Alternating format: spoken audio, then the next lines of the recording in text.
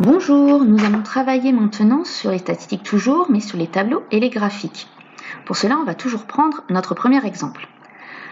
On est toujours sur une classe de 25 élèves à qui on a demandé 5 parfums, donc on a toujours les mêmes résultats, et on a vu la dernière fois qu'on pouvait mettre ces résultats sous forme d'un tableau. Donc, la dernière fois, je n'avais pas mis effectif dans le tableau, puisque c'était le tout début. Ce serait bien qu'à partir de maintenant, on le fasse à chaque fois. Donc, on met les effectifs tout le temps. On va se poser maintenant les fréquences. La question sur les fréquences. Quelle est la fréquence de la fraise? Combien de fois intervient la fraise en tout sur les 25 élèves? Elle intervient 4 fois sur 25. Donc, si je prends la fréquence sous forme de fraction, j'obtiens 4/25e. Je vais faire la même chose pour le chocolat, le citron, la vanille et la menthe. Alors là, on a des fréquences sous forme de fraction.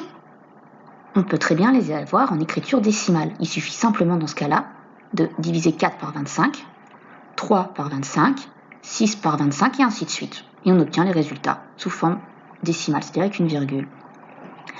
Et on peut aussi avoir les fréquences sous forme de pourcentage.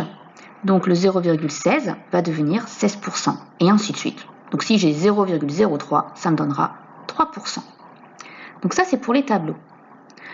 Maintenant, on peut aussi représenter des données sous forme de graphique. Donc je reprends mon exemple, et le premier graphique qu'on va étudier, c'est le diagramme en barre ou en bâton. On appelle aussi ça diagramme en tuyau d'orgue. Donc je vais par exemple prendre la vanille. J'avais 7 élèves qui avaient choisi la vanille. Donc là, j'ai déjà représenté une barre. Il y a tous les parfums qui sont sur l'axe des abscisses. Le nombre des élèves qui sont représentés sur l'axe des ordonnées. Si je regarde sur l'axe des ordonnées, c'est-à-dire l'axe vertical, j'ai bien 7. Vanille. Et bien sur l'axe des abscisses. Voilà, je peux faire la même chose pour tous les autres parfums. Ça, c'est quelque chose que vous avez vu en 6e. On va vous demander de le faire par vous-même et de trouver quel effectif il faut mettre sur l'axe vertical, tout simplement. On va voir maintenant le diagramme circulaire.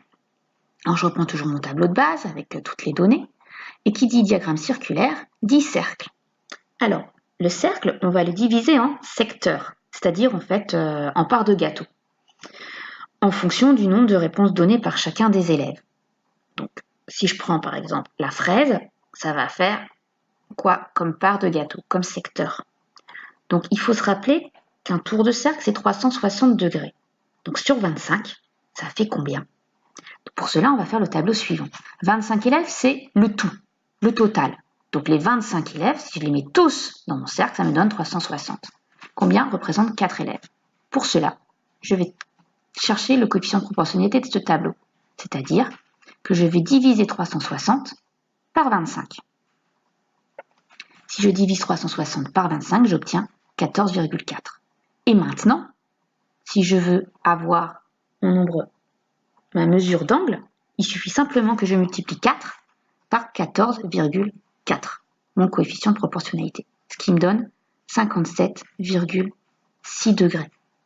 Donc là, à partir de ce moment-là, on prend son rapporteur, on va tracer un angle d'à peu près 58 degrés et on nommera la part de gâteau, le secteur qui représente la fraise. Je vais faire la même chose maintenant pour tous les autres parfums.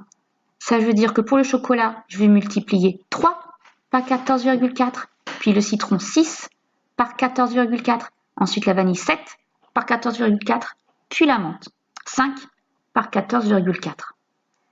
Et je vais avoir mes mesures d'angle, je vais pouvoir les mettre dans mon graphique. Et si j'additionne toutes les mesures d'angle, ça me donne mon cercle complet. Alors par contre, pour un diagramme circulaire, il ne faut pas oublier la légende sur le côté. On ne met pas les pourcentages dans le diagramme. C'est censé être visuel. Voilà pour la dernière partie de la leçon.